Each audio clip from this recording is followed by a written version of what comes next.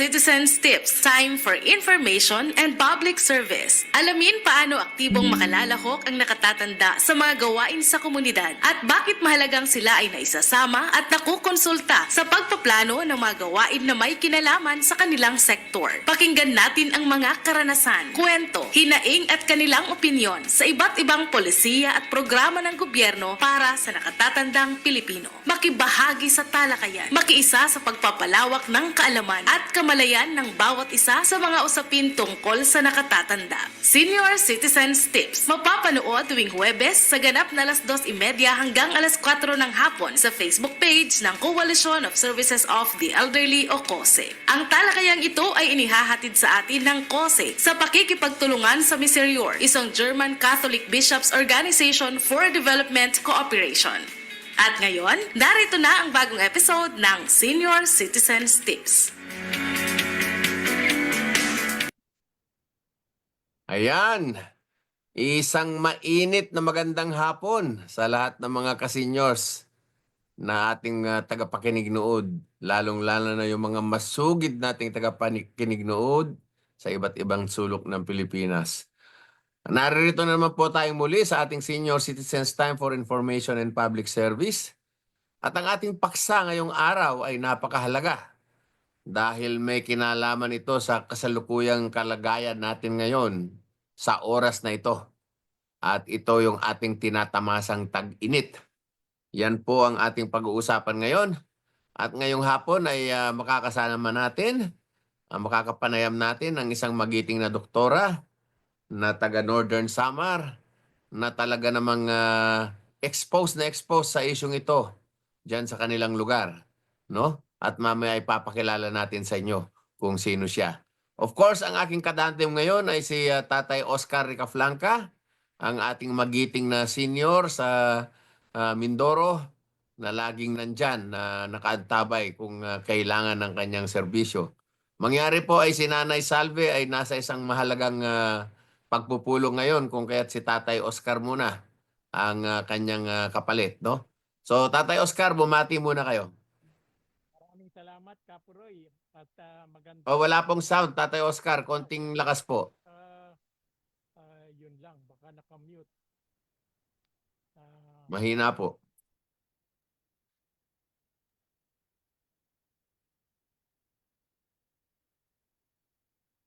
Nakamute po kayo, Tatay Oscar. Hello. Nag-signal test na ako kanina. Okay na raw ah. Hello, 1, 2, 3. Shell, pakinig mo ako. Hindi namin kayo marinig, Tatay Oscar. Sige.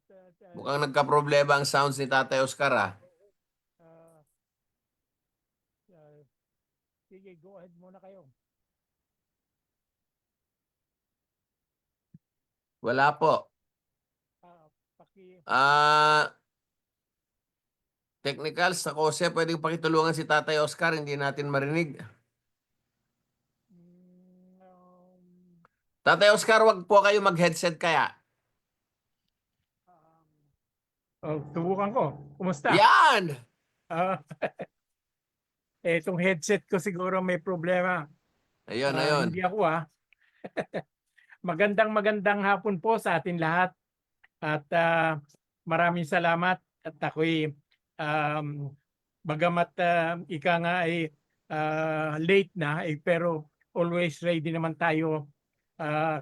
Kinuha ko pa kasi ang aking computer sa opisina dahil medyo mahina roon ng ating wifi.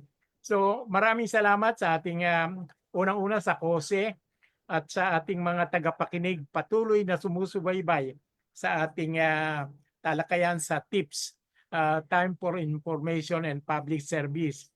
At maganda ang topic natin, kasama natin si Doktora. So isang mainit na hapon po sa atin lahat. Ayan. Maraming salamat, Tatay Oscar. Medyo konting atras po at hindi namin nakikita ang inyong noo. Ayan. Okay. So ngayong hapon, ating makakapanayam ang isang magiting na doktora na kokonti na lang po ang mga katulad nilang handang maglingkod sa mga rural areas. Nandyan po siya ngayong himpil sa San Roque, Northern Samar. Walang iba kundi si Doktora Arian K. Aklan. Dok, magpakilala po kayo. Ayan. Hello po, magandang hapon po, Tatay Oscar. Tatay Flores, good to see you again. Good afternoon po sa ating mga taga-subaybay na taga-pakinig sa ating programa. Ako po si Dr. Arian Aklan, ang Municipal Health Officer po ng San Roque, Northern Samar. Ayan. Okay. So, ang topic natin ngayon ay tungkol sa kalalagayan natin ngayong tag-init, ano? Paano ba nating mapapanatiling ligtas sina lolo at lola sa ganitong panahon, no? Mangyari ay parang pasidhi ng pasidhi ang taas ng temperatura sa ating kapaligiran. Taon-taon parang tumataas na yata at laging taon-taon ay ika nga na-breach nila yung yung dating benchmark na high level temperature. Doktor, anong masasabi nyo dito sa ating sitwasyon ngayon? Bakit ganito nakatindi ang mga tag-init natin? Oo nga, Tatay Floro, no? Kaso, actually, lagi naman natin yung kinokorrelate sa global warming, kumbaga, no? Ngayon, nakakaranas tayo ng extreme na temperatures. Kung dati, oo, mainit, pero ngayon parang sobrang init naman ata, no? Actually, dito nga, kaso sa amin sa Northern Samar, kahapon sobrang init. Kung napanood nyo yung news, umabot ata ng 42 degrees Celsius ang Katarman, no, which is very near sa amin. Kaso, today naman po, umulan naman po dito. So, medyo pabago-bago po yung panahon natin ngayon. I'm not sure kung officially nag-start na yung summer, pero yun po yung panahon namin dito. Yeah. Actually, nag-start na yung summer. Last month pa nag-start yung summer. At of course, yun nga ang problema. Last month ay nagbakasyon ako dinalaw ko yung kapatid ko sa Isabela. At nung dumating ako doon, abay napakatindi ng init. Tapos matapos ang ilang araw, abay napakatindi ng lamig at biglang parang bumalik sa temperatura ng Enero-Pebrero na hindi ko maintindihan. Ang masaklap, nandun sana ako para mag-enjoy. Lagi namang nag-uulan ilang araw. Nung ako'y paalis, abay saka gumanda panahon. So napaka-unpredictable, no? Pero ang napansin ko rito ay kapag tumaas ang araw, napakatindi ng init at parang namimiss ko yung kapanahunan ng kabataan namin ni Tatay Oscar na pagka tag-init na ganito pupunta ka lamang sa ilog at tayo maglulublob ay okay na tayo. Pero ngayon, maski pumunta ka sa tabing ilog, nako, napakatindi ng init. Ano masasabi nyo, Tatay Oscar? Kumusta ang signal ko ngayon? Okay ba? Okay po, okay. Okay. Tama yung sabi ni Kapuroy. Nung panahon namin, kahit magbilad ka sa araw, pag sa saranggola, sa amin, burador, baliwala. Pero ngayon, talagang matindi. Dala na siguro ng climate change at saka yung bago-bagong panahon. Pero yun nga, ang obserbasyon ko, kahit dito sa amin, napakainit na rin. At parang nakakatamad, nakakapanghina ka ang lumabas ng bahay. Alam mo, yun na nga yung nakakatuwa, Tatay Oscar, kasi nung bata tayo, maski mga 2:00, 3:00 ng hapon, malapit ng dapit hapon nun at pwede na tayo magpalipad ng saranggola. Oo. Ngayon, 5:00 na. 5:00 na, napakatindi pa ng init at ayaw ko pang lumabas. Yun yung isang malaking problema. At syempre, sa ganyang kalalagayan, paano na kaya yung mga nakatatanda na katulad namin at yung higit pang mas nakatatanda sa amin ni Tatay Oscar? Paano sila maapektuhan at paano sila magsusurvive?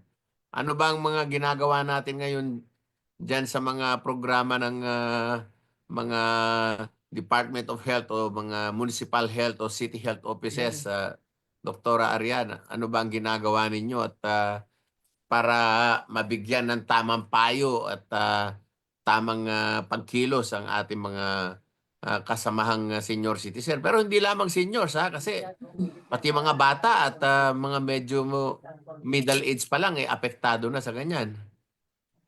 Yes po, Tatay Flora. Actually, tama kayo, no? Yung ganitong sobrang init ng panahon, ang mataas ang risk dyan actually na magkasakit ay yung tinatawag natin na vulnerable groups, wherein kasali yung mga senior citizens natin. Kasama na rin syempre yung mga bata, may comorbidities, kagaya ng high blood, diabetes, mga pregnants, no? So sila yung mga medyo mas naapektuhan sa ganitong mainit na panahon. Kwento ko lang, Tatay Floro, no, yung reason kung bakit, lalo na sa mga senior citizens natin, no? Kasi sa aging process natin, no, as we age, nababawasan kasi yung tinatawag nating thermoregulation sa katawan. Ibig sabihin, nababawasan yung kakayahan ng katawan natin na mag-adapt sa mga extreme na temperature, kagaya ng sobrang init. No? Sa mga bata, alam naman natin, pag sobrang init, lumalabas na yung mga sakit sa balat. Ayan. Pag sobrang maulan naman, lumalabas yung mga sakit kagaya ng mga diarrhea. No? Pero pag sa mga senior citizens kasi natin, since bumababa nga yung ability ng katawan nilang mag-adapt sa mga extreme na temperature, kagaya ng sobrang init. No? Isa kasi sa ginagawa ng katawan natin is nagpapawis tayo pag sobrang init, tama? Para mailabas yung init sa katawan natin. Unfortunately, sa ating mga older persons, no, na apektado na yung thermoregulation, mahirap na silang magpawis, no? Kaya nababawasan yung paglabas ng init sa kanilang katawan. Pangalawa, pag sobrang init, no, mas lumalala yung mga age-related diseases kagaya ng sakit sa puso, sakit sa baga, no, nagkakaroon din ng mga sakit sa balat ang ating mga older persons. At ang pinaka-importante po pag sobrang init ng katawan, no, ng mga older persons natin, pwede po sila actually magkaroon ng delirium, no, kung saan confused sila, no, nahihilo. Pag ganyan po kasi tumataas yung risk na matumba yung ating mga senior citizens at magkaroon po ng mga injuries. So, maigi pa rin po na we stay hydrated, no? Para kahit pa paano mag-balance out naman ang ating temperature sa katawan, hindi po pinagbabawal ang pag-ehersisyo during mainit na panahon, no, as long as it is moderate exercise, no. Hindi po yung mga strenuous exercise, pwede po yung walking, pwede naman pa rin po yun. And of course, healthy diet, no. And lagi nga po nating sinasabi sa ating mga senior citizens, palagi pong magpapatingin sa doktor, no. Dito po sa amin sa San Roque, nag-start na po yung barangayan program namin, kung saan every Thursday of the week po yan, binababa po lahat namin ng services ng RHU sa mga barangays. And then every end of our barangayan, yung last part ng barangayan namin, is always to visit our bedridden ng mga OPs, no, our senior citizens na hindi kayang magpunta sa mga health facilities. So doon, nagkakaroon tayo ng health education, tinuturuan kung paano malalabanan yung mga ganitong sakit sa panahon ng sobrang init ng panahon. So, ayun po yung mga ginagawa namin. Actually, Tatay Floro, I think last week lang, nagkaroon kami ng sayaw-galaw, no? Sa isang sa isang barangay namin, wherein ang amin actually mga participants, yung mga senior citizens natin. Nakakatuwa silang tingnan. Ang gagaling pa rin sumayaw ng mga senior citizens natin. So, it's a form of exercise. No? Actually, it is with partnership ng DOH, yung kanilang programa na Purok Kalusugan. Ayun. So, lahat mo ng mga binababang programs ng DOH, lagi namin i-incorporate yung ating mga OPs para sasali po sila sa mga programa. Aha. Pagaganda. Si Tatay Oscar, ano rin to official din to ngayon sa sa munisipyo Tatay Oscar, ano ba pinaggagawa nyo ngayon sa OSCA? Actually, yung tungkol dyan sa mga exercise, hindi lamang sa mga sa mga senior. Pero maganda yung naulit ni Doktora sapagkat nakaisip ako na pwede rin yan pala kami makapag-tie up sa aming local health center para ito ay hikayatin yung mga senior citizen na mag-join. Kasi Mhm.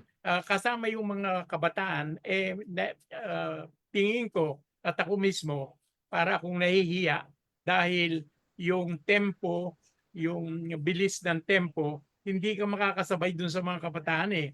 While kung ito'y purposely para sa mga matatanda, siyempre medyo ang beat mabagal.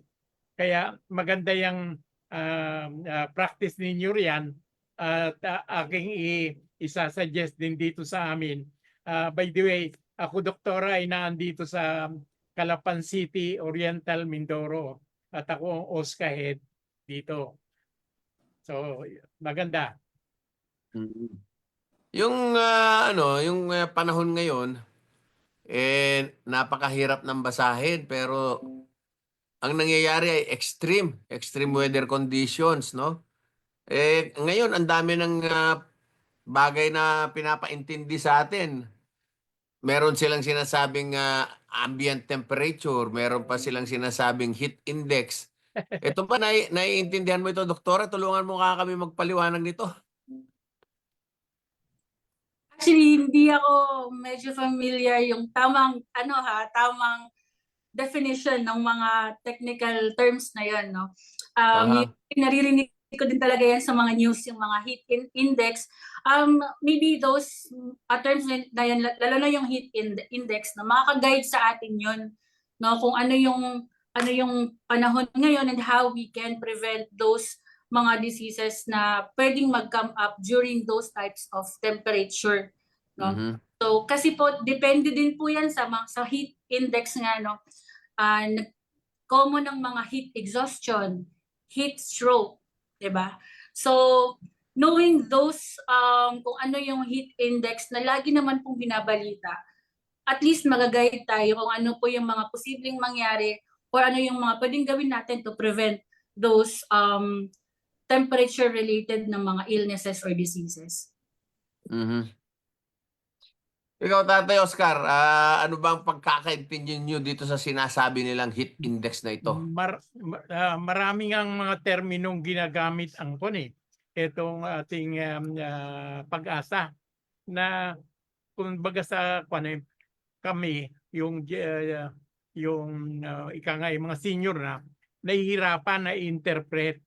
Basta sa Mm. amin yung temperatura pagdating doon sa ganung scale, yun lang alam namin. Pero Mm. yung sinasabi ng mga heat index na yan ay parang foreign sa amin. Oo. Oo, kasi nung araw, nung bata tayo, ang binabasa lang natin ay yung temperature, yung gaya ng sinabi ni Doktora kanina na sa kasalukuyan sa kanila ay 42 degrees sa mga ibang lugar. Kasi ang sinasabi nila, ang average ng ating temperatura sa Pilipinas ay 33. Pero pag tag-araw, umaabot yan sa 45 hanggang lampas ng 40. Pero para sa kaalaman ng ating mga tagapakinig nood, ang heat index po ay hindi lamang yung temperatura. Ito ay kombinasyon ng temperatura at saka yung nararamdaman ng ating katawan kapag ka pinagsama-sama mo na yung tinatawag nilang humidity, no? Yung relative humidity. Ito yung mine-measure nila na measure ng kapaligiran na may kasama dyan yung hangin na mainit o malamig galing sa dagat at hangin na galing sa bundok. Ito ay pinagsasama-sama na, no? Na kung saan ay nagkakaroon ng kung minsan ay mas matindi na init na nararamdaman natin kesa dun sa temperatura. Kaya kung minsan pag binabasa natin sa dyaryo at naririnig natin, sasabihin, ang temperature natin ay 35 pero ang heat index natin ay 50. Mga ganon. Yun ay yun yung nadarama natin talagang init sa ating katawan na kasama yung tinatawag nilang humidity, no? Yan yung heat index. At ngayon ay kasama na yan sa mine-measure dahil kung minsan ay minessure nila yung heat temperature, yung ambient temperature kung tawagin, pero marami pa ring hinihimatay, marami pa ring nagkaka-heat stroke dahil mas mainit yung nararamdaman ng mga ibang tao sa ibang lugar pagkasama na yung dala ng humidity, no? Na kung saan ay yung perceived temperature sa ating katawan ay mas matindi. So yan ay mas lalong delikado yan sa mga nakatatanda kung hindi natin inuunawa ito at iniintindi, no? Kasi pwedeng kung natatandaan nyo, sabi nila merong mga lugar ay may controlled humidity, di ba? Nakokontrol yung humidity. At yan ay Meron ba tayo nun sa Pilipinas na control? hindi sa ano ho sa mga mga highly advanced na Yun, mga bansa. agriculture practices ng mga ibang nagpo-produce ng mga mamahaling gulay at mga mamahaling pagkain, meron silang controlled humidity, no? Pati nga yung mga mayayaman na mahilig magtabako, yung nagtatabako, meron silang controlled humidity, may humidifier sila sa kwarto nila para yung kanilang mga tabako ay hindi nasisira. Pero masyadong malalim na yun para sa atin, para unawaan natin. Hindi na natin abot yun kasi hindi natin abot yung presyo nun, no? So, anyway, sa mga ganitong panahon, Doktora, of course, sinabi mo kanina, merong mga vulnerable groups, ano? At nangunguna rito ang mga seniors. And then of course, siguro ang sunod diyan yung mga kabataan, at saka yung siguro yung mga may mga kapansanan at may mga sakit. Pero sa mga ganitong panahon, anong mga uri ng sakit ang dumadapo sa mga nakatatanda at ano ang dapat nating pag-ingatan at iwasan? Actually, Tatay Floro, ito gusto ko lang din i-correct, no, during mainit na panahon, kasi marami nagtatanong sa akin, Dok, pag sobrang init ba, lalong nakakataas ba ng presyon? Kumusta yung mga may high blood natin, ng mga senior citizens? Actually, theoretically speaking po kasi, kung sobrang may init, no, yung temperature, instead na tumataas yung ating presyon, actually bumababa po yan. No? Oh, Yes po. talaga? Kasi po, ganito po kasi yan. Theoretically speaking, ang mga ugat po natin, pag na-expose sa heat, lumalaki, nagda-dilate. Okay. Ayun. Parang So, gaganda ang agos. Para pumapaga. Because of that dilation, bumababa po yung ating blood pressure. Pero ang nangyayari po kasi din, pag sobrang init, nagkakaroon na din naman po ng sobrang baba, no?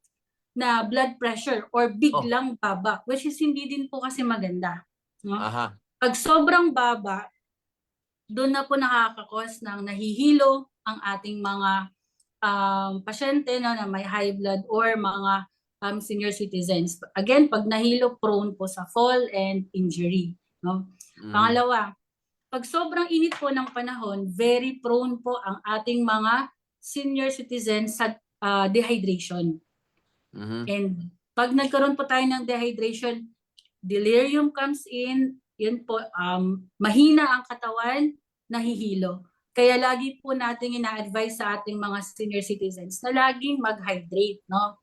Pero, ito po, Tatay Floro, Tatay Oscar, gusto ko lang din po nga-emphasize, no? When hydrating, lalo na sa ating mga senior citizens, meron po tayong mga kaso, no? Lalo na yung ating mga OPs na may mga cardiac problem or lalo na yung tinatawag na congestive heart disease, no? Which is common po sa ating mga older persons. Sa kanila po kasi, nililimitahan po ang pag-inom ng tubig. May certain amount lang po. So, again, ay na-advise po namin na always magpakonsulta, maghingi ng professional medical advice po, no? Kahit po Tatay Oscar, yung pag-ehersisyo, no, yung pagzuzumba, maganda po yan na i-tap po natin yung RHU. Kasi po hindi rin po lahat ng exercise pwede sa ating mga senior citizens. At least mag-guide po kayo. Ano po yung pwede appropriate sa age group na to. So, ayun po. Maraming Mhm. salamat at sa paalaala nyo. Yun Mhm. ba, doktor, ang pagtaas ng blood pressure sa ng nakatatanda ay may kaugnayan sa init ng panahon? Paano ito maiwasan? Yun na po, actually, Tatay Oscar, sinabi nga po natin kanina na yung init ng panahon, nakakababa ng blood pressure, no? Pero again, ang delikado po dyan is kung bigla naman pong bumaba yung ating blood pressure, no? Yun po nakakakos po ng pagkahilo, no? Anything na medyo abrupt yung pagbagsak ng blood pressure, yun po yung delikado. Kasi pwede pong mahilo, matumba ang ating mga senior citizens. Usually po, umi-increase po ang ating blood pressure pag exposed sa malamig. Na? Kasi sa malamig, lalong lumiliit yung mga ugat natin, yung daluyan ng dugo. And since maliit po siya, mas lalong nag-i-increase po yung pressure sa ating mga ugat. So, ibig sabihin, kapag mainit, lumalaki yung ugat. At kapag ka naman Nagde-dilate. Bumubuka. bumubuka.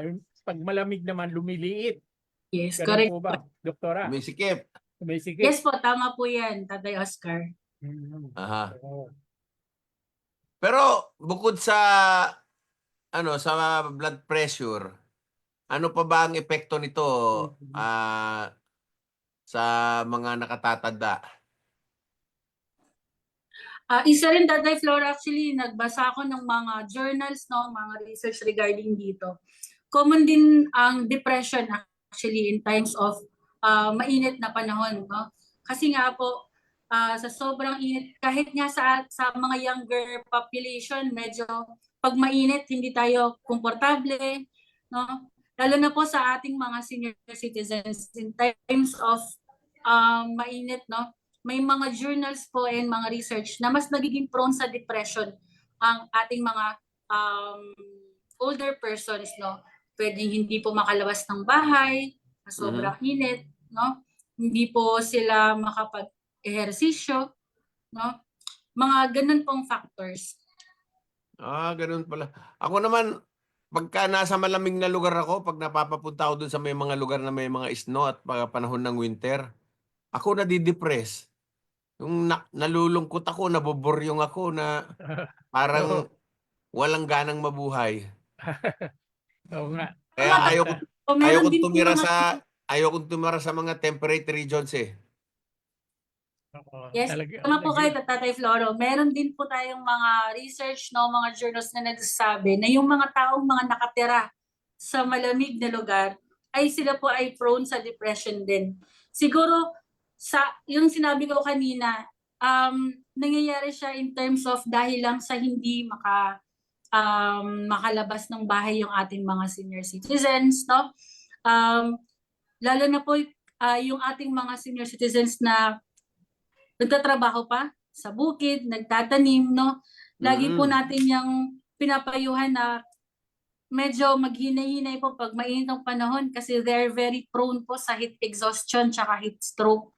So emotionally po, somehow nakaka-create po siya ng kumbaga sadness sa ating mga older persons. And again, our older persons are very much prone po sa depression. Ramdam ko rin para bagang nakakasuffocate naman kapag ka napakainit. Parang tinatamad kang magtrabaho. Lalo ngayon, ako sa edad kong ito, nagtatrabaho pa. Kaya pagka lumabas ako ng office na wala ng aircon o kaya nawala ng kuryente rito sa amin, parang nakakasuffocate. Para bagang hindi ka makahinga. Normal po yan, doktora, yung ganong pakiramdam Yes po, pag mainit? Actually, isang factor din po dyan, pag sobrang init, di ba po hindi po tayo makatulog, no? Kung, for example, wala tayong aircon or hindi sapat yung electric fan, ang hirap nating makatulog, 'di ba? So ang nangyayari po niyan, pag kulang tayo sa tulog, medyo bumabagsak lalo yung immune system natin. Again, isang factor din po yan na nagkakaroon ng depression ng ating mga OPs kung ilang gabi na po nakulang ng tulog. So, Pero ako, tingin ko sa analysis ko ay side effect lang yun. Ang pilaka sa dahilan ay yung nawawalan ng mobility tayo. Kasi pag malamig, mainit. Nung panahon ng COVID, nakaka-depress din at nakaka-high blood eh. Yung panahon ng COVID, maraming nagka-high blood na hindi naman dating high blood. dahil hindi makalabas ng bahay, hindi Oo. yung gusto mong gawin, hindi mo magawa. Oo. Nakukonfine ka na lang sa isang lugar. Pero balik tayo dun sa ibang issue. So bukod sa high blood, yung nakaka-depress, yung mga morbidity issue, ano ba mga kalimitang sakit? Kasi alam mo doktora, nagtataka ako ngayon pagpasok ng tag-araw ako'y nagkakaubo at nagkakasipon, ako'y namamalat. Ito ba'y dala ng palit ng klima ng panahon o kakaiba lang yung nararamdaman ko? Tama po kayo, Tatay Floro. Kaya gaya nga po ng sinabi natin, no, pag medyo ang ating mga OPs ay hindi na po yung katawan nila nakakapag-adapt agad, no? Mga senior citizens and yung mga kabataan na yung mga pediatric group naman natin. Kaya pag biglaang palit-palit ng panahon, ayun po, marami po tayong mga senior citizens na nagkakaubo, sipon. Actually, dito po sa amin, medyo marami din po kaming mga senior citizens na yun po yung mga sakit ngayon, ubo, sipon, pati po mga bata. Again, hindi po kasi sila agad nakakapag-adapt sa biglaang pabago-bago ng panahon. Itong mga ibang mga sakit katulad ng yung mga chicken pox, mga ganyan, hindi naman nauuso yan.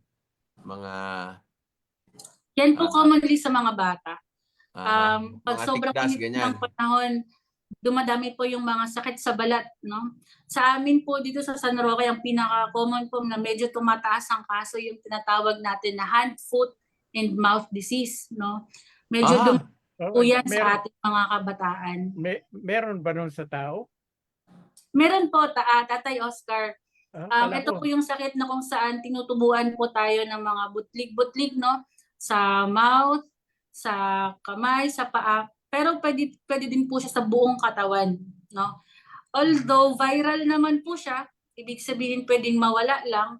Ang problema kasi po sa mga bata, pag nagkakaroon na ng mga sores sa kanilang mouth, no? Kasi hindi na po kumakain, no? Irritable na po yung mga bata. Pag hindi na po talaga kumakain dahil sa mga sores sa kanilang mga bibig, yun po yung isa sa mga rason na nire-refer na po natin sila sa hospital. So, Iyon. akala ko sa hayop lang yun. Merong... Pagka sa hayop ko, ayaw po nilang tawagin sa Malacanang na FMD. Kasi Ferdinand Marcos yun eh. HMD hoof and mouth disease. Ganun ba? Bago yun sa akin. But anyway, yung tungkol dyan sa init ng panahon na nararamdaman, hindi lang naman yan sa norte. Pero ako'y takado rito rin sa amin, hindi katulad dun sa kabila ng Mindoro, dun sa Occidental, kung saan mas mataas dun, tumataas dun. Hindi naman ibig sabihin na gusto ko rin yung tumaas ang temperatura rito. Pero ang temperatura rito, dito sa aming lugar, pumapantay dun sa norte. Dapat mas mataas dun sa norte. At habang bumababa ka dito sa equator, lumalamig. Pero pare-pareho kahit nasa north, kahit sa south, pareho ang temperature. Kahit sa Palawan. Mabuti na lang kami rito. Siguro nakakaabot lang ng 42.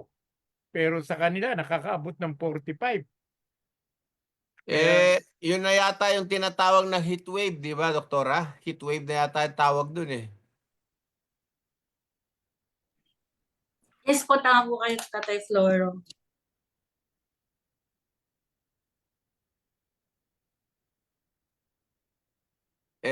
Yun yung sinasabi natin na dahilan ng climate change at tayo sa Pilipinas ang isa sa pinaka number one na delikado na mabibiktima ng climate change dahil ito ay hindi lamang sa temperatura at saka init at lamig, pati yung pagtaas ng tubig at marami na raw ang lumulubog na mga isla sa ibang lugar. Pero dito sa atin ay inaasam nila na tataas ng tataas ang level ng tubig. So dalawa kasi ang tinitingnan nila diyan, ano?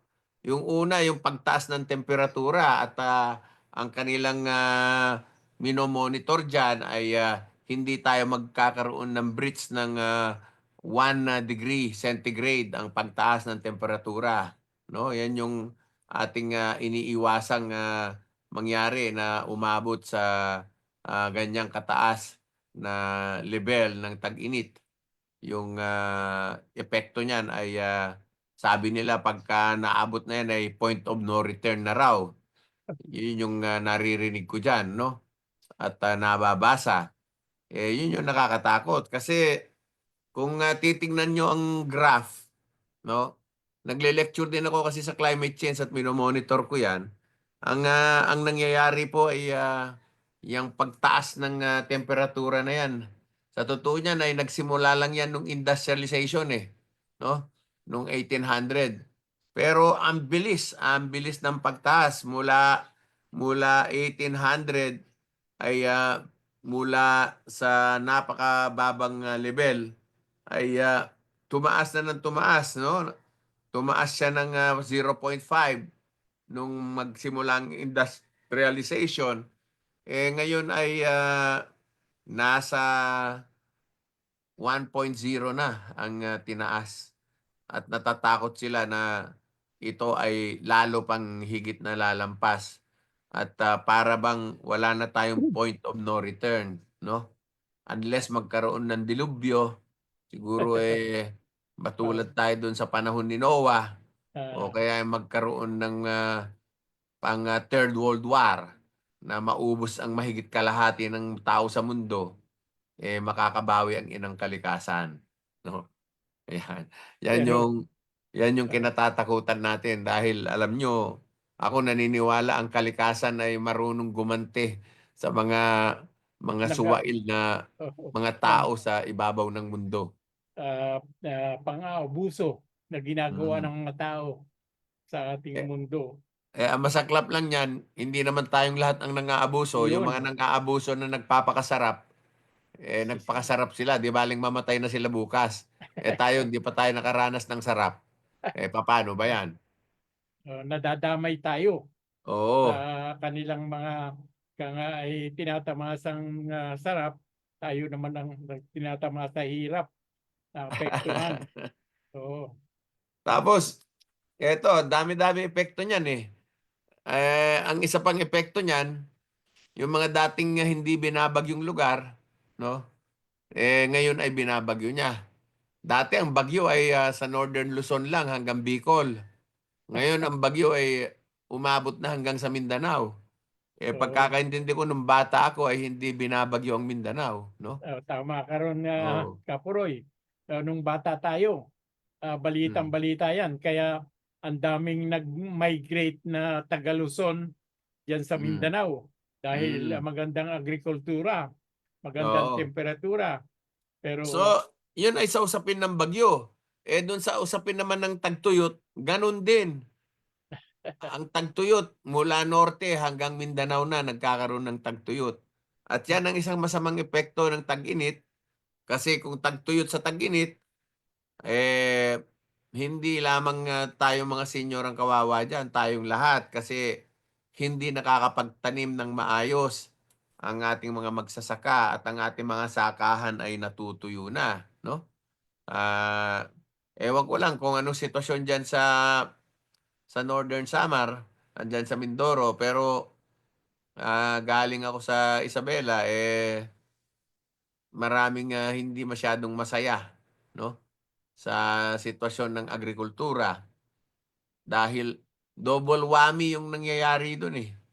Hindi na maganda ang animo, babarating ka pa ng mga kartel na namimili ng mga produkto Ayun. nakasabwat ng mga taong gobyerno na dapat nagre-regulate sa Yun. bagay na 'yan, no? Diyan sa inyo, Sister Arian, oh, naku nawala yata si Sister Arian. Sa Na inyo, Tatay Oscar, ano ba sitwasyon diyan? ay ganon din sa nangyayari yan sa Isabela na sinasabi mo, nangyayari rin dito. Ngayon, kailangan yung may mitigating kwan tayo dapat doon eh, ang ating pamahalaan, ma-control, ma-regulate. Kaso, yun nga, ang ating usapin, itong ating topic, ay bumabalik o hindi natin maiwasan na mapag-usapan pa rin ang kasalukuyang pamamahala ng ating mga leader. Yung sabi mo nga, kailangan, nabasa ko yung post na kailangan natin yung nasa ng ating mga heroes, yung mga bayani. Dahil yung sinasabi mo na tatagtuyot sa mga taniman ay yaan kahit papaano may iwasan kung may mga ginagawa na pamamaraan o pagkontrol ang ating mga leader, ang ating pamahalaan. Ang kaso, napupunta sa hindi magandang mga kamay. Katulad halimbawa, dito, pagkat tagtuyot ang irigasyon, walang tubig, walang maipagdilig, pero lumalabis naman kapag tag-ulan. Alalaon ko, katulad ng ibang mga developed countries kung saan iniipon nila yung mga tubig. At pagka kailangan merong may magagamit. Kaso natatapon lamang. Wala, yung ako yung binata pa ako, yung wala akong nakitang improvement noong unang ginawa yung mga irigasyon dito hanggang ngayon, yun pa rin. Parang mini-maintain na lang, dumadami ang nakonsumo, dumadami ang gumagamit.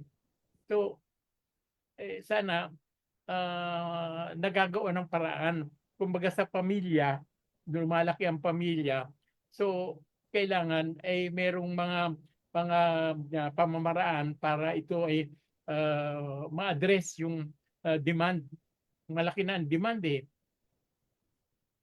Isang halimbawa rito sa amin, yung patuloy na pagkuha ng tubig sa ilalim ng lupa.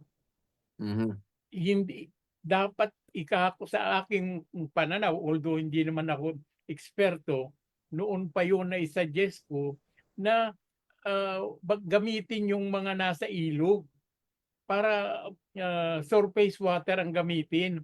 Tapos i-treat na lang rather than kumuha sa ilalim ng lupa at ito ay magiging dahilan para bumaba na katulad ng nangyari sa Indonesia kung saan inilipat nila ang kanilang City. ang capital dahil bumababa yung Jakarta. Dito, palibhasa walang pag-aaral, hindi napapansin.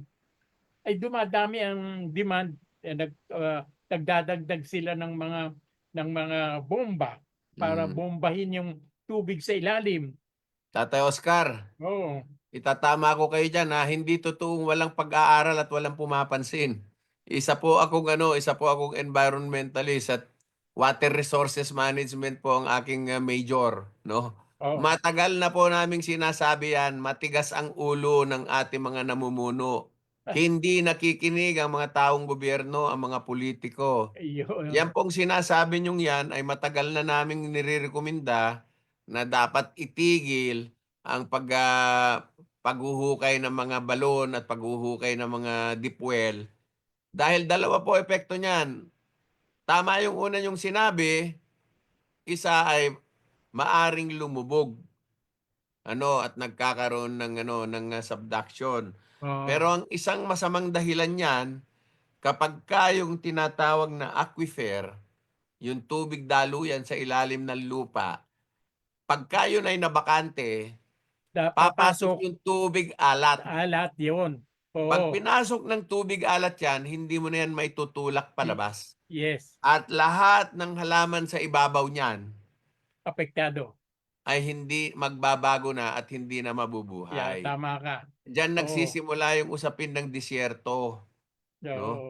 Eh, hindi naman ho nakikinig kung sino-sino lang naman ho ang pinalalagay na ang dami nating ahensya ng gobyerno, National Irrigation Administration, National Water Resources Board. Kung sino-sino lang mga nilalagay diyan, kalamitan mga abogado na wala namang training sa science. Ah, Kalamitan mga CPA, mga accountant na wala namang alam sa chemistry. ang gina Yun ang problema natin. ang Kaya, tayo ay, unti-unting, lumulubog ng, hindi natin namamalayan dahil sa kapabayaan o katigasan ng ulo ng mga namumuno sa atin at oo. dahil din naman sa katotohanan wala silang alam, 'no? Nakikita niyo naman ang klase ng mga tao sa Senado at Kongreso. Lagi Mahusay, tayong nanonood ng sarsuela araw-araw. mahusay sumayaw. Mag-ieleksyon na naman tayo, boboto ulit natin sila. Yun ho ang mangyayari. Pero balik po tayo sa usapin ng tag-init, 'no? Oo. Basahin natin, Tatay Oscar, ang mga sinasabi ng ating mga tagapakinig noon, 'no? Aking sisimulan dito, 'no? Ayan, ayun, si Angel Villaflor, sa sobrang init ng panahon, talagang hindi lang senior citizen ang apektado, lahat po tayo apektado, tama po. Oo. Si, kapatid na Lily Vargas, of course, ito ang ating masugid na tagapakinig diyan sa Cambodia. Magandang hapon po sa ating host, Kapuroy, Oscar, si Dr. Arian at sa mga tagapakinig nood. Ayan. Ito po, si Anselmo Garcia. Kumain tayo lagi ng gulaman at seaweeds. Meron yan sa palengke. Siguro Wala na. pangontra Ah, sa init, ano. oo. Pero Ayan. wala ka nang makita rito sa amin. Dati meron. Ngayon Wala wala ng na. seaweeds? Wala na. Nako. Ako na kuwan na. Baka Na nasa seaweed farm na, hindi na diyan sa laot. oo. Ayun, si Gloria Rojo Molina, kumusta po? Watching from Del Gallego, Camarines Sur. Angel Villaflor, watching from Hagonoy. Lily Vargas ulit, dito po sa aming lugar sa Phnom Penh, Cambodia, ang tag-init ay mula Marso at Abril at Mayo. Sobrang init po rito sa mga ganitong panahon. Ah, Subalit sa araw na ito, medyo makulimlim at mukhang uulan. Hindi gaanong mainit. 33 degrees lang daw sa kanila ngayon. ba, Kailangan palaging umiinom ng sapat na tubig upang maibalik ang nawawala sa pamamagitan ng pawis. Lalong-lalo na ang mga seniors, pati sa ihi. Yan. Si Manay Chu.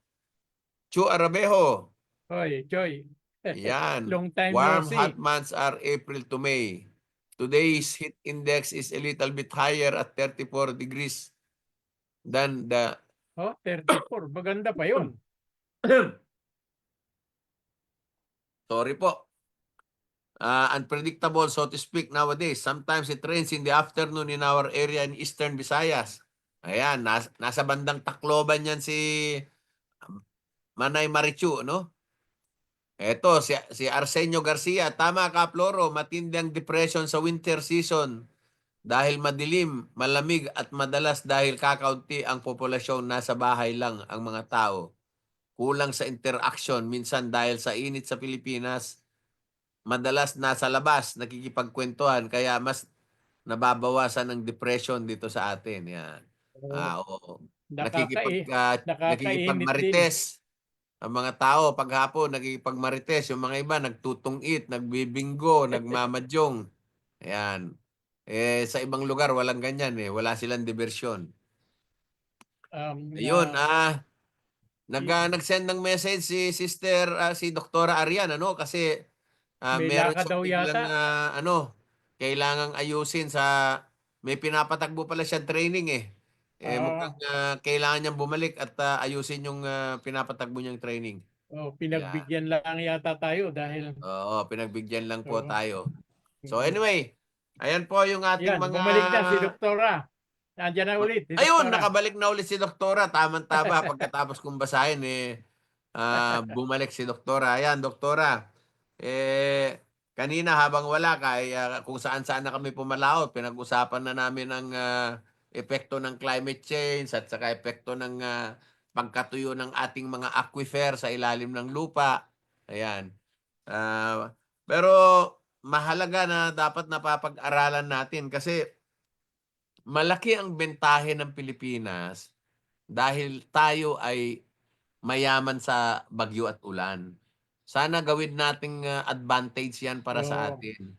Matagal nang itinuturo sa ating bansa na tayo'y maghukay ng mga water impoundment, 'no? Yung pagpanahon ng tag-ulan, iipunin natin yung tubig kaysa dumaloy lang 'yan sa baba at mabaha lang yung mga tao, no? Hanggang ngayon, yung water impoundment na 'yan ay hindi pa rin ginagawa. Lagi tayo namomroblema, natutuyo ang mga irigasyon, dahil nga walang tubig at hindi naman na-update at na-upgrade ang mga pasilidades, 'no? At siyempre may mga swapang na mga politikang negosyante diyan, mas gusto nilang hindi nare-repair yung ating NIA, yung ating irrigation para yung mga magsasaka mawalan na ng gana, ibenta na sa kanila at gagawing subdivision At o kaya saka ay gagawing industrial zone. para Eh sila ay makapag-importa. Oo, hindi man nila Makapag-import. sinasabi ang mga taktikang 'yan, nababasa po natin 'yan sa pag-iisip at pag-uugali ng mga pulitikong nakaupo dito sa Pilipinas na nakakabit din sa mga negosyong real estate development, 'yan. Eh, Kaso sila pa rin ang nasa puwesto at ibinabalik pa natin at hindi lang isa-isa, dala-dalawa, tatlo-tatlo silang magkakamag-anak pinapapuwesto natin diyan. eh, Ganyan tayo katatalinong mga Pilipino, 'no? Ah, at kasalanan natin mga nakatatanda yan dahil pinabayaan natin ganyan yan. Yung mga apo natin, hindi pa huli, baka puwede pa natin itama ang kanilang pagtanaw. Pero dapat magsimula sa atin yan. si O sige Doktora. doktora, balik tayo sa iyo. Ano pa Balik ba ang tayo. mga puwede nating gawin para maibsan ang init ng araw at mabawasan at maiwasan ang masamang epekto nito sa mga nakatatanda at saka sa mga bata at sa mga taong may kapansanan at may mga dinaramdam na sakit. Ayun po, Tatay Flora, Tatay Oscar, na-mention na natin kanina, no, na of course, stay hydrated, uminom ng tubig. No, again, tubig po hindi po soft drinks, hindi po kape. Tubig pa rin po ang mas healthy, no? And then, kumain ng masustansyang pagkain, as much as possible, matulog ng kumpleto, no, para mas nag-improve yung ating immune system. And isa din po pala sa akin gustong i-share, no, dapat din po yung paggamit natin ng mga sunscreen is very helpful, no? Mhm. Kasi po sa sobrang init din ng araw, no? Pwede rin po tayong magkaroon mga skin diseases, skin cancer, of course, yung sa UV ng araw. So, mas maganda pa rin po na maglagay tayo ng mga sunscreen. No? Magandang protection din po yan. So, ayun po, and exercise, of course. And pinaka-importante po, magpakonsulta po lagi tayo sa ating mga health professionals. And for those po ng mga high blood, diabetic, always po maganda pa rin nagmo-monitor din po tayo sa ating blood pressure. Nais ko lang ulitin yung sinabi ni Doktora na hindi como liquid ay mahusay na katulad ng mga soft drinks. marami pa sa ating mga kahit matanda, prepare pa rin nila yung mga soft drinks kaysa sa tubig. Pero katulad ng sabi ni doktora, mas mainam yung tunay na tubig kaysa dun sa may mga kulay na mga iniinom na nakasanayan na natin. Mhm. Ayun. At isa pang sige, Kaploro. Gusto ko lang balikan yung usapin ng inumin. Kasi nung bata ko, kami ay nakatira sa katabi ng isang mayamang inchik, no? At tuwing hapon, eh, paborito ako noon, kapitbahay namin eh. Niyayaya akong uminom ng mainit na tsaa sa ano. At sabi niya sa akin ay nakakapagpalamig daw yun pag uminom ka ng tsaa. So, ako naman, nung bata ako, iniinom ko yun at ako naniniwala na nakakapagpalamig din yung pag-iinom ng tsaa. Eh, noong, tumanda na ako, hanggang ngayon, kuminsan tsaa, kuminsan kape, umiinom ako pagka-hapon para feeling ko mas malamig ang pakiramdam ko. Anong tingin niyo do'n? Oo. Yung sa tsaa kasi, Tatay Floro, maganda rin po talaga siya sa katawan, no? Kahit ako nga po, nagsa-tsaa po ako. Antioxidant po kasi ang ating mga tsaa. Kaya Mhm. good, maganda siya sa katawan, good for the digestion. So, ako personally, mas nire-recommend ko siya, no, yung tsaa, kaysa sa coffee actually. Sa totoo lang, sa buong palibot natin sa Asia, sa ating mga karatig bansa, Pilipinas lang ang hindi masyadong nagtsa-tsaa, eh. 'Pag pumunta ka ng Thailand, Vietnam, Cambodia, 'yan ang unang ihahain nila sa'yo, tsaa. Mas inihahain nila 'yan sa hapon, kape 'pag gabi at saka umaga. Pero 'pag tanghali, hapon, tsaa. At saka every after na kumain sila, umiinom sila ng tsaa na mainit. Pero meron ding mga lugar dun at ang sasarap din ng iced coffee at saka iced tea ng, mga lugar na 'yan, ano. Tayo sa Pilipinas ay humahabol pa lamang diyan sa usaping iced coffee at saka iced tea. Eh, siguro naman kumpara sa soda o sa mga soft drinks, baka naman medyo medyo iba naman siguro ang dating nung tsaa, 'no? At nakakatulong din. At saka Meron murang-mura. pa akong isang tanong, doktora, 'no? Ito natutunan ko sa lolo ko. Nung bata ako, 'pag sumasama ako sa lolo ko, lalo na pagka kami ay naglalakad, pumupunta sa bukid o pumupunta kami sa Tumana, kung saan man kami pumunta. 'Pag bumabalik, ayaw akong painumin ng lolo ko ng maraming tubig. Ang sinasabi niya, uminom ka lang konti, 'no, konting lagok lang, 'wag sobra-sobra. Maski sobrang init, sinasabihan niya ako, "Wag kang iinom ng marami." Sabi niya, mas madali daw makabawi ang katawan at masama daw yung sobrang daming tubig. Kasi napag-aralan ko rin na hindi rin maganda ang sobrang daming tubig na iniinom, may negative effect din daw yun. Ano ba ang tingin niyo do'n, Tatay Oscar at, Sa akin, Ate Adrian?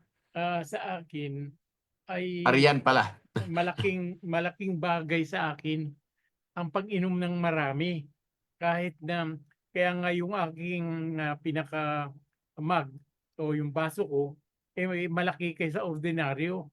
At bukod sa ron, nagdadala pa ako sa kwarto at tuwi akong gigising, umiinom pa ako. Sa palagay ko, sa pakiramdam ko, ay hindi naman masama sa akin. Ewan ko sa iba. At yung sinasabi nila na malimit kang pupunta sa palikuran o sa CR, sa akin naman ay pinakamarami niya 3, 2. Hindi yung sinasabi nila na pagka nagkaedad ay malimit ka, maabala sa pagtulog. Kaya sa aking eksperyensya ay maganda ang maraming iniinom na tubig. sapagkat nalilinis ang katawan. Sa palagay niyo, doktora, tama ako? Mas maganda po talaga, Tatay Oscar, na medyo umiinom tayo madalas ng tubig, no? Di ba nga po, 6 to 8 glasses, no, of water a day. Eh, tama po kayo, sa pag-inom ng tubig po kasi nalilinis ang ating katawan kasi nga po, mas naiihi natin yung mga dumi sa ating katawan. And tama din po pala yung sa isang nag-comment sa atin, no, na nare-replenish po niya yung sobrang pagpapawis natin, no. So nape-prevent po yung dehydration. So mas better pa rin po na mas umiinom po tayo ng tubig. At isa pa, sa aking simula nung malaman ko na yung pag-inom ng maligamgam o mainit-init pagkagising at pati pagkakain ay mabuti para sa akin. Ewan ko sa iba. Yung maligamgam o mainit-init na tubig bago ako uminom ng kape o mag-almusal. Kahit sa tanghali, kahit sa hapon, kung may available din lang, mas prepare ko yung mainit-init na tubig kaysa may yelo.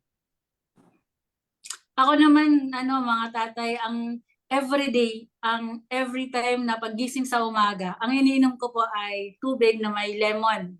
No, hindi, antioxidant din po kasi yung lemon. So, maganda rin po siya sa katawan and nakakatulong din po siya sa digestion. So, every day po yan, before ako mag-breakfast, umiinom po ako ng lemon water. Susubukan ko. Susubukan. Dati, alam mo, nung araw ay hyperacidic ako. May nagturo sa akin yan na uminom ng lemon sa umaga. Yung lemon talaga ha, na may kasamang mainit na tubig. Sa totoo lang, nawala yung aking hyperacidity. Yung tuwing umaga dati, naduduwal ako. Tapos nagkakaroon ako ng parang paninikit ng dibdib na akala ko may sakit ako sa puso. Yung pala, ano lang yun, hyperacidity lang yun. Sa totoo lang, nakatulong yun at nakagamot sa akin. No? Sige, may panibago na namang nadagdagan na naman ang ating mga tagapakinig nood at may mga chat na naman sila. Siguro basahin ulit natin, ano? Ayan. Si si Miss Ason de Leon. Always pakainin ang mga kapamilya nating senior sa bahay ng masustansyang mga talbos para lumakas ang katawan. Dahil ang ating senior kung dumating sa panahon ng tag-init, doon nagpapahinga sa lilim ng puno para di sila sobrang exposed sa init. Ayan. Pagbati mula sa kaibigan kong ito, si Ginoong Gonzalo Lubadahon. Abay, nakatira na pala siya sa Baras Rizal ngayon. Ulit, komentaryo galing kay kasamang Arsenio Garcia, no? Panukala lang po, kung long-term na mga suggestion sa ngayon, wala nang pag-asa ang Metro Manila. Kailangan ng bawasan ng populasyon. Isa lang solusyon yan. Ikalat ang industrialisasyon para lumipat sa probinsya ang iba. At pagbawalan ang anumang gumagawa ng subdivision na walang parke o kaya naman ay walang green space. At taniman ng mga puno, maglaan talaga ng space para sa mga puno sa ating mga kalsada. Hindi pwedeng puro simento ang buong Metro Manila. Yan. Maganda pag-usapan yan, Tatay RC, ano? Itong si Tatay RC, kaibigan ko to eh. Matagal nang pinoprograma ng gobyerno yung deindustrialization ng Metro Manila. Ang naging problema natin, inilipat yan dyan sa Calabarzon. Naging mega Manila na, no? Lumaki na yung Metro Manila, abot na siya ng Rizal, Laguna, Batangas. So nagiging mega city, mega development na tayo. Palagay ko kailangang ilabas na rin mula sa Calabarzon at dalhin na sa mga ibang isla at ibang parte ng Luzon ang industriya.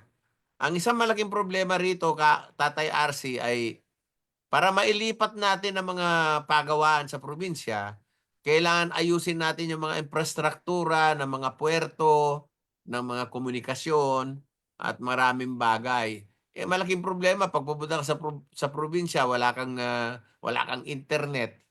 Eh, paano mo patatagbuhin ang negosyo? Palpak ang telepono, no? Tapos yung kalsada papunta sa puerto ay hindi maayos. Yung mga puerto ay hindi masyadong malalim at hindi kayang tumanggap ng mga tone-toneladang barko. Yan ang mga kailangan pa nating iayos, ano? At yung mga kalsada at yung mga bodega na paglalagyan nun. And kasama na rin dyan yung mga airport na mga eroplano kasi siyempre, alangan naman yung mga executive sasakay sa barko. Sasakay sila sa eroplano at gusto nila sila ay nasa first class cabin. Ah, So, yan idagdag, ay idagdag pa kailangan rin dyan. holistic ang approach natin, holistic ang development na sinusubukan gawin. Sinusubukan gawin. Kaya lang ang nangyayari, dahil sa palakasan at politiko, kung minsan kung saan-saan na ilalagay yung mga puerto at mga airport na hindi naman talaga prioridad na angkop dahil wala naman dun yung raw materials na kailangan i-develop ng industrialization. So, yan po ang matinding problema natin. Nauuna ang politika at politiko sa totoong pag-unlad ng ating bayan, no? Yung infrastructure natin, kaya tayo napag-iwanan ng Thailand, napag-iwanan tayo ng Malaysia, at ngayon iniiwan na tayo ng Vietnam, ay hindi tayo makaagapay sa pagdidevelop ng ating mga infrastructure. Sa totoo lang, napakarami natin magandang lugar na pwedeng gawing puerto. Magandang lugar na pwedeng gawing hub ng industrial development. Pero dahil sa politika, kontrapartido at mga away politiko at saka mga pagdadamot ng mga dinastiya, hindi tayo umuunlad, no? Magugulat ka, maraming lugar walang airport. May airport man, hindi pwede ang Cebu Pacific, Philippine Airlines lang. May airport naman, pwedeng Philippine Airlines lang, hindi pwedeng Cebu Pacific. Mga ganyang klaseng mga negosyo sa Pilipinas, hindi tayo uunlad, no? Tapos telecommunication hanggang ngayon sa ibang bansa nga nakakahiya nga eh. Mas mataas pa ang Mbps ng Cambodia kaysa sa atin, mas stable pa ang internet ng Cambodia kaysa sa Pilipinas. So paano natin maaasahan na magiging competitive tayo at ilabas natin sa Metro Manila lahat nakatuon dito, no? Pati Isama yung pa mga dyan, mayayamang mga politiko, wala man silang bahay sa probinsya, nandito sila sa Metro Manila. Yung mga congressman dito naglalagay, no? Wala naman sila, hindi man sila umuwi. May mga bayan pa nga tayo, ang mga mayor, wala doon sa munisipyo Nasa ibang bayan nakatira no? Kaya lang napunta ron dahil gusto nilang dinastiya maghari doon, pero hindi naman sila talaga taga roon. Yan yung mga problema natin. So, eh, tuloy-tuloy lang natin sa eleksyon, iboto lang natin sila ulit para tuloy-tuloy ang ligaya nila, tayo tuloy-tuloy paghihirap. Pero maganda, sinasabi ni Tatay Arcia, dapat talaga ay holistic ang development natin. At yung green spaces, requirement yan. Pero isa rin yan sa nakakalungkot. Maraming subdivision sa simula, lalo na yung mga middle level subdivision sa simula, meron niyang parke, meron niyang mga garden. Pag tagal-tagal, binebenta ng developer yung parke at taga-garden, wala mang umaangal, no? Hindi na intindihan ng mga bumibili ng lupa sa subdivision na nung pinresyohan yung lupa binili nila, kasama yung ginastos sa pagpapatayo ng parke, kasama yung ginastos sa pagtatayo ng social hall. Pero ayan, dahil walang umiimik, walang kumikibo, walang umaangal, tuloy ang ligaya ng mga mandarumbong na kapitalista. Tuloy ang ligaya ng mga walang hiyang dinastiya. So yan po ang sitwasyon natin. At alam mo yan, Tatay RC. Yan. Ito po, from Mondragon, Northern Samar, Jocelyn Año Nuevo, kumusta raw tayong lahat? Alex Nolan, dito naman po sa Quezon, sa awa ng Diyos, malamig pa rin ang aming klima. Maraming lugar pa sa Quezon malamig. maswerte sila Bernadette ron. Lazaro, Oscar, Rosario, Northern Samar, magandang hapon po. Ayan. Tomenyo Lin, Mabuhay Daycare Center, Bungko, Mondragon, Northern Samar. Ayan. Hingan po ng mensahe si Doc para makakaalis na po. Ayan. Nako, nakaalis na yata ulit si Doktora. Nakaalis na si Doktora. Ayan.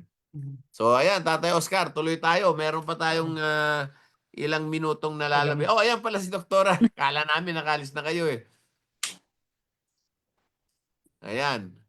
So, may pahabol. Si Lily Benalea. Good afternoon. From Tatay Coro and Lily watching in Mandaluyong City. Yan. Okay. Balik ulit tayo kay Doktora Arian. Maski na doktora to si Doktora Arian, siguro meron din siyang opinion tungkol sa uri ng development na nangyayari sa Pilipinas dahil may kinalaman ito sa tagbo ng hangin at lamig sa ating bansa. Yung ating klima, yung kung walang puno ay mainit ang lugar, kung puro simento, ano? Ano masasabi niyo, Doktora? Tama po yung sa sobrang industrialization, no? Lalo na yung sa mga good thing for us na nasa mga rural areas, medyo hindi pa masyadong nararamdaman. Pero sa urban areas po talaga yung quality ng hangin, hindi na po maganda. No? Kaya medyo hindi po siya mabuti sa kalusugan. No? Yung pollution, ang daming sasakyan. No? So maganda po talaga na yung deindustrialization, maganda po yan kasi at least po nababawasan yung mga pollution sa mga sobrang urbanized na areas. No? So, mas mabuti pa rin po talaga sa mga rural areas, medyo healthy pa po yung ating quality of air, yung ating mga dagat, yung environment. So, ayun po. Yan. Tama si Doktora. Ano, alam nyo, mangyari po ay ako'y regional planning ang tinapos ko. Ako'y nagpakadalubhasa ng konti diyan. At ang isa sa mga issue, yung masyadong maraming pabrika, nagge-generate po ng heat yan, no? Nagge-generate ng init yan kasi sa production process, merong lalo na kung heat process ay nagge-generate ng init. Isipin mo kung tabi-tabing pabrika yan tapos malapit ang subdivision mo ron. Dadalhin ng hangin ang init na yon. Hindi lamang hangin, no? Yung sinasabi ni Doktora na polusyon, mga maruruming usok na merong mga kasamang mga buhangin na maliliit na hindi niyo nakikita pero nasisinghot ng inyong baga. Yan po ang nagiging dahilan ng mga pagkakasakit. Kaya delikado rin po basta-basta natin dinadala ang mga nakatatanda sa parke. Maski na may parke dyan, kung marami naman pabrikang nakapalibot dyan na hindi naman inaayos yung kanilang air pollution, masama rin po yun. No? Si Doktora yata ay parang babalik na raw yata sa training. Baka pwede nating hinga ng parting words. Sige. Sige, Doktora. Parting words, Doktora. May ongoing activity din po kami pero hindi ko lang po talaga matanggihan ng KOSE. Again, thank you po for inviting me again sa inyong palatuntunan. And sabi ko nga po, marami din po talaga akong nalalearn pag kausap ko po kayo. So, if you have kung may mga questions po yung ating mga tagapanood, no, pwede naman po kayong magtanong sa KOSE and KOSE can actually send it to me. Again, thank you po and let's just always be healthy. Yun po. Good afternoon po sa ating lahat. Ayan. Maraming salamat ulit, Dr. Arian. Thank you for always being available to us. And for sharing your field experiences. Sana magkita-kita tayo ng personal pagdating ng panahon. Palagay ko, ang pamilya ni Doktora taga rito rin sa Luzon, taga Batangas o sa amin marami ritong aklan o yung asawang mister niya. Sige po, Doktora, maraming salamat po. Magpapaalam na. Thank you po sa inyong lahat. Salamat. Ayan.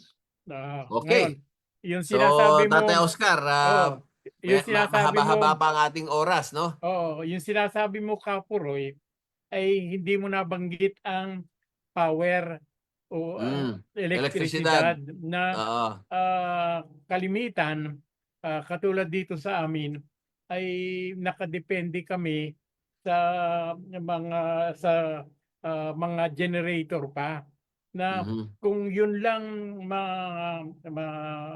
matutupad yung mga binabanggit natin na yung tubig na pag tag-ulan ay iniipon, makakatulong, makakabawas sa presyo ng Mm. ating kuryente.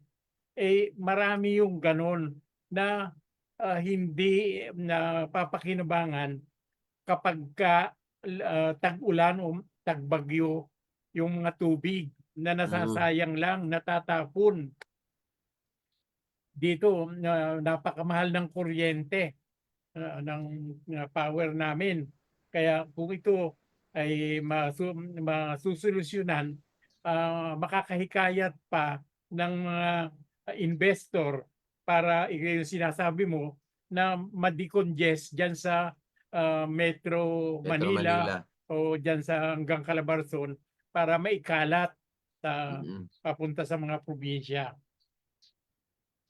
Eh, Tatay Oscar, isa nga ho sa dahilan kung bakit tayo iniiwan ng mga investor.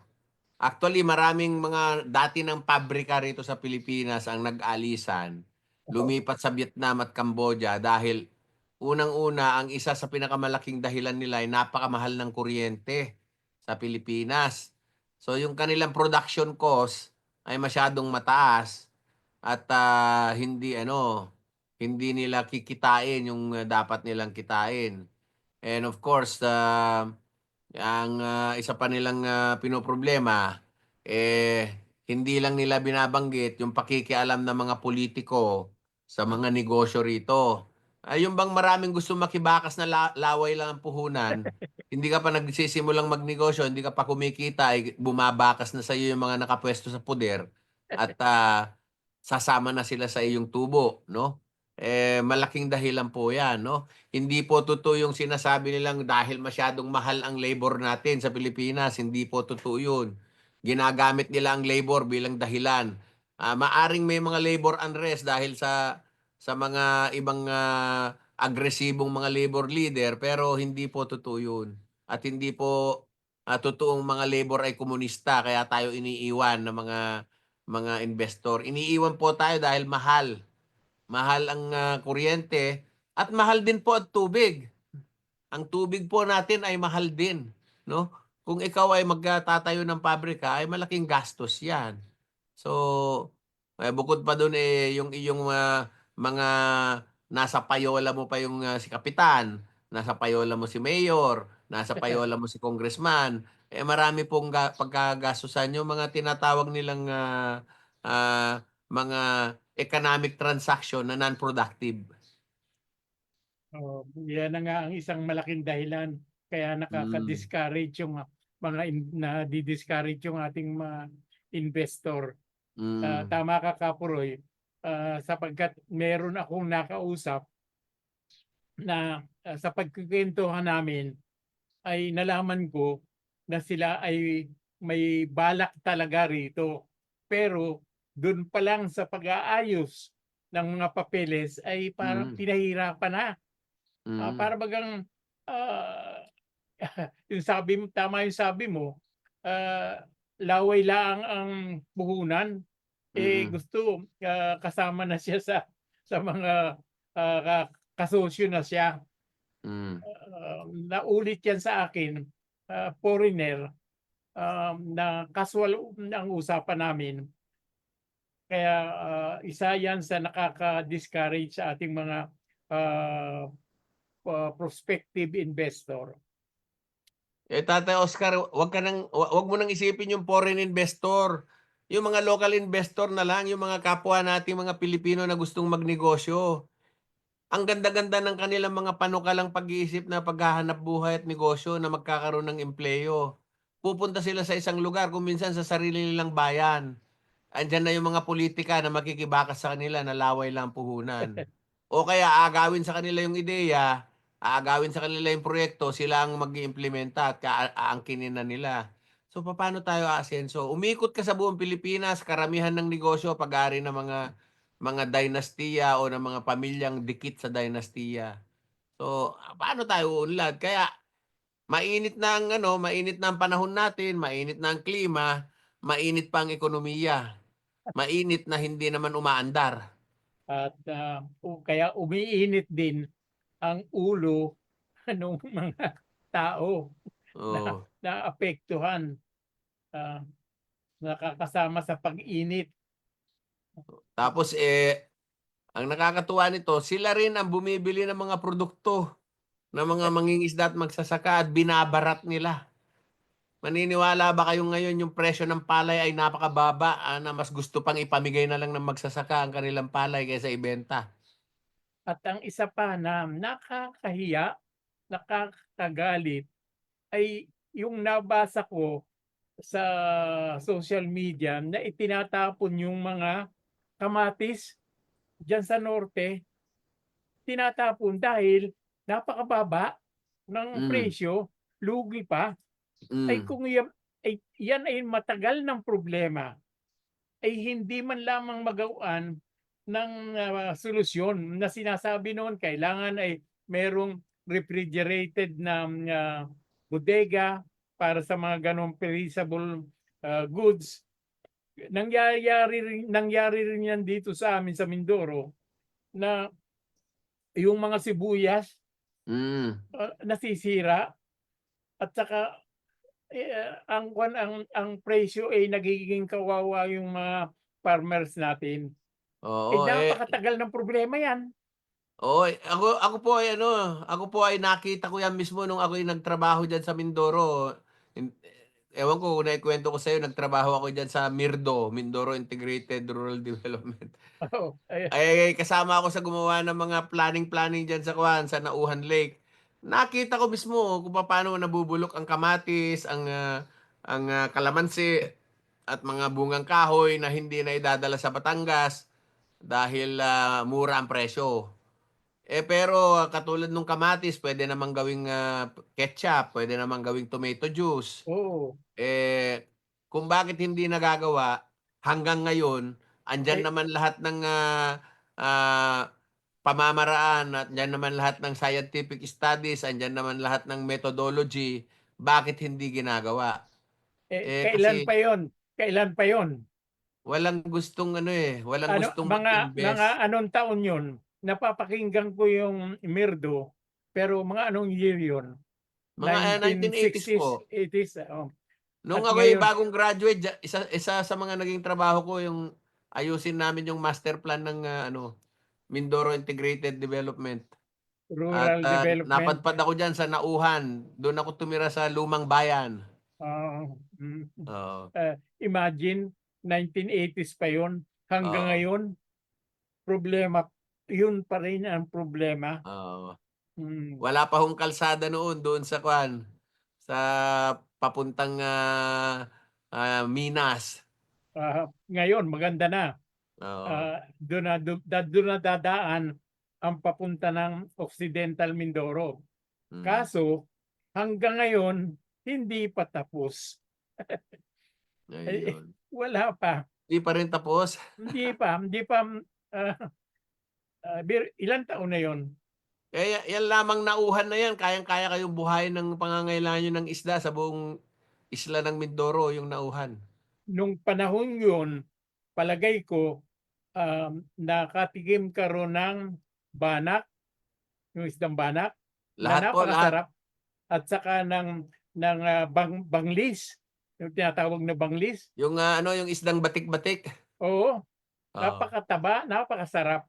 Ngayon oo. wala na, wala ka ng Eh, 'wag na natin pag-usapan po yung sakit ng ulo ng Pilipinas at baka umiinit po ang paligid nating dalawa pareho, Baka pag-initan pa tayo ng mga pulitika 'pag naririnig tayo. Okey. Ayan po mga kasama, mga ka-seniors tag-araw na ngayon, tag-init na. Hangga't maaari ay, sa loob lang muna tayo ng bahay sa oras ng, mataas ang ating haring araw. Gaya ng sinabi ni doktora, lagi po tayong, iinom ng marami at, mag-ingat po tayo sa sakit. Huwag tayong nagpupuyat dahil marami rin pong sakit na dumarating sa tag-araw. Tatay Oscar, yeah. huling pananalita mula sa iyo. Bago ako magbigay ng parting words, nais kong i-suggest na makakatulong yung pang-spray na parang mist, anong tawag ba sa Mm. mist, yung anong tawag doon sa Miss. gano'n? Oo. Makakatulong yun 'pag tayo lumalabas. Aha. Kahit papaano makakatulong. Magdala tayo no'n na yun naman ay, available naman yung botelya na yun, Mm. sa ating paglabas. So, maraming maraming salamat sa KOSE sa pag-imbita sa akin at, sana, lumawig pa lalo ang programang, Time for Information and Public Service. Ayan. Okay po. Gaya ng sinabi ni Tatay Oscar 'no, magdala tayo ng, sprayer na mare-refresh tayo. Bukod dun Tatay Oscar ay marami na ngayong portable na electric fan na Sa maliliit na sa chargeable sabagay, na oo. puwedeng dalhin 'no, parang, personalized na electric fan. Pero meron nung araw may tinuturo yung nanay ko sa akin, may dala-dala kami laging Oo, bimpo na basa. oo, At, yung ang tinuturo ng nanay ko ay idadampi ko lang sa aking ano, sa aking, mga braso para ako'y malamigan 'no. Marami eh, pong sikreto ng pag-survive sa oo. tag-init 'no, andiyan yung ilulubog mo ang kamay mo sa balde, para malamig at, Para dun sa ating mga tagapakinig, yung oo, pong sinasabi ni Kapuroy na bimpo, ayun yung face towel. ayun, Baka dun sa iba sa Mindanao, sa Visayas, hindi alam ayan, yung bimpo. Yun po oo. yung face towel. Face towel, oho, yung face towel, yung labakara. Labakara, Labakara kung tawagin sa lab ibang, lugar 'no. oo nga. Yun po ay magdala kayo ng labakara, lagi niyong basain, idampi-dampi niyo sa inyong mukha, sa inyong batok, sa liig, pati sa inyong mga braso para kayo ay hindi, pagpawisan at, hindi makaranas ng matinding init. Of course, kung, kaya niyong, gumastos, eh, siyempre mag-electric fan kayo. Kung meron ba mas kaya niyo pa, eh, di siyempre mag-aircon kayo. Pero tandaan niyo lang yung electric fan at saka aircon ay nakakataas po ng carbon footprint, ayan. At, of course, yung mga iba ay, puwede kayong, magpunta sa mga resort, mag-swimming, pero hindi naman natin kayang araw-araw yun 'no. Masarap din magbabad. Pero sa panahon ngayon, maski 2:00, 3:00, 4:00 ng hapon, maski 5:00 na, napakainit pa rin at Napakainit. hindi pa rin kayo puwedeng mag-swimming sa swimming pool 'no. Pero yan po ang realidad natin ngayon. Matuto na tayong mag-adapt sa sitwasyon ng ating nagbabagong klima, nagbabagong panahon. Ang tag-init ay lalong titindi at, yung tinatawag nilang, ah, heat index ay lalong tumataas 'no, yung humidity ay, tumataas din. So, tayo ay, proteksyonan natin ang sarili natin at maghanap tayo ng, mas malalamig na lugar at, tayo ay mag-ingat. Of course, 'yan ay, ating, titiisin ng ilang buwan at, susunod naman niyan ay haharapin natin ang tuloy-tuloy na tagbagyo at tag-ulan, Yan. 'no? 'Yan po ang ating, kapalaran bilang mga Pilipino, 'no, na tayo ay, binigyan ng, lugar na mainit sa tag-araw, lugar na basang-basa sa tag-ulan at, lugar na maraming buhaya sa paligid, 'no? Pero magkagayunpaman, eh, nananatili tayong masaya at laging nagtatawanan pa rin dahil ang Pilipino ay hindi nawawalan ng pag-asa. Muli, magandang hapon sa inyong lahat at, of course, maraming salamat sa mga ating mga tagapakinig. May mga humabol dito ng bati mula sa Baguio City. Oh, ang aking kaklase nung high school, si Marlene Cabanban. Yan, Marlene, magandang hapon sa iyo. Si Segunda Belale ng Laurel, Batangas. Ayan. Oh, itong aking kapatid taga-Cainta, si Eva Pulido. Maraming salamat sa mga naging bisita natin. Ayan. So, maraming salamat po sa inyong lahat. Hanggang sa muli.